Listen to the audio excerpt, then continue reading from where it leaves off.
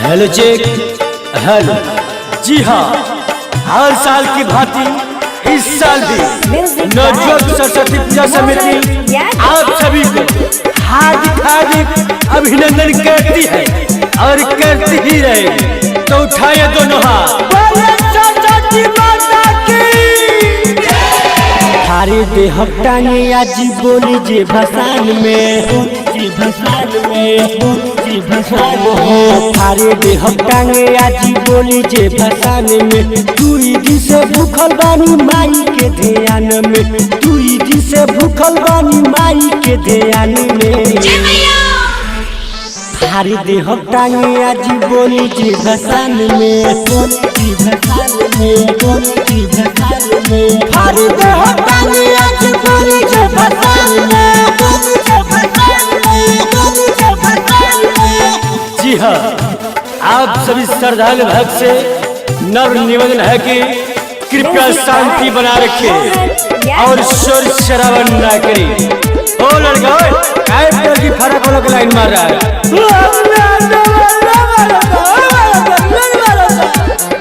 RK recording studio कोटवा। गाना बाजी भोजपुरी तबे सुन कमरी, केहू न चढ़ी ऊपर नीचे से सबे हिली।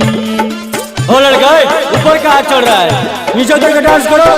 गाना बाजी भोजपुरी तबे सुन कमरिया हिली, केहू न चढ़ी ऊपर नीचे से सबे हिली, नीचे से सबे हिली। लफुआ के टोला हवे रही नहीं साल में, हाँ हाँ लफुआ के टोला हवे रही नहीं शान में। दुई दिन से भूखल रही माई के ध्यान में, दुई दिन से भूखल रही माई के ध्यान में। थारे देह टांगे आज बोली जे भसान में, थारे देह टांगे आज बोली जे भसान में। Hello check. जी हाँ, ट्रैक्टर के ड्राइवर से गुजारिश है कि कृपया धीरे धीरे ही चलाएं म्यूजिक बाय और साउंड वाला से रिक्वेस्ट है कि कृपया साउंड को बढ़ाएं और धीरे धीरे बेस को भेज दें। आरके रिकॉर्डिंग स्टूडियो कोटवा। धूम धमाका से होई विसर्जन, डीजे पकार दहउरी।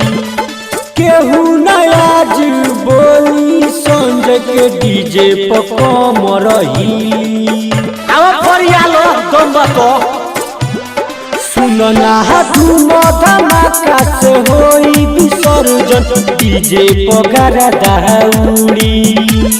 केहू न आज बोली संजय के डीजे पर कम रही, डीजे पर कम रही।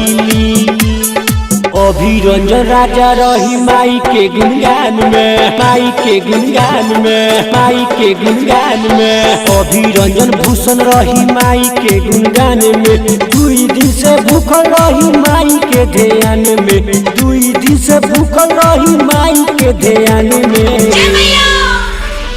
थारे देह टांगे आज बोली जे भसान में, बोली जे भसान में, बोली जे भसान में। थारे देह